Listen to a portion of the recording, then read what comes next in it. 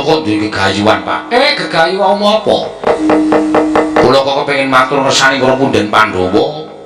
Kula kok kepengin sak ora-orane didadekke prajurit, sak ora-orane didadekke manggaraning prajurit utawa kula malah luwih diparingi pangkat.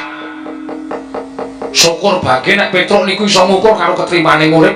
Kula pengin dadi senopati ngaturke labuh bektine awak kula dhateng punden-punden kula para Pandhawa, Pak. Petruk. Lagi mingkem lho lek ku omong. Wong ki ngukur karo derajate, ngukur karo kabisane. Lah wong kowe iki mung batur, kowe iki mung Panakawan ya bener, kowe iki tau tate Bandayuda perang karo Kurawa. Tau tate tak kongkon kowe nemu alangan kudu adu atos sing balung leting kulit karo Kurawa pendak-pendak kowe iso menang. Ning iki Bratayuda ora sak lumahing wong perang.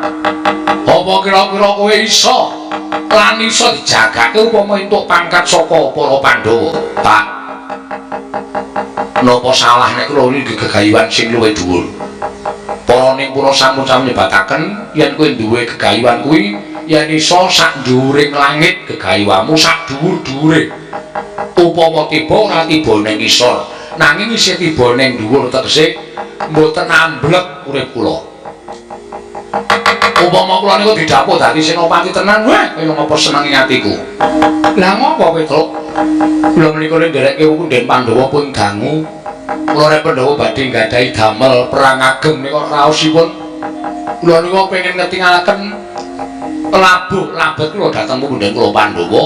Srana kula menika mbok dipun inggahaken derajatipun dados prajurit menapa Tamtama menapa Bintara. Supados sakmenika kula saged majeng wonten ing pabaratan sinuwun. Kowe tak dadekke pengarepe prajurit. Malah pangkatmu ora baen-baen.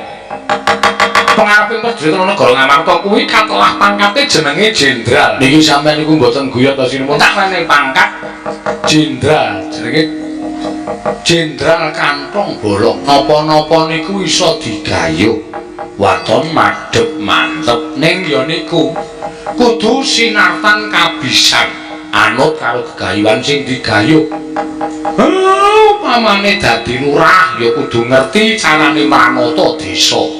Upamane dadi senopati ya kudu ngerti caraning perang, gelaring perang lan sapiturutipun. Anak kula Petruk niku duwe gegayuhan ning ora diukur karo kabisan. Lah ning sedhela yen nemu apa anane mawon ya sing baku iso kasembadan.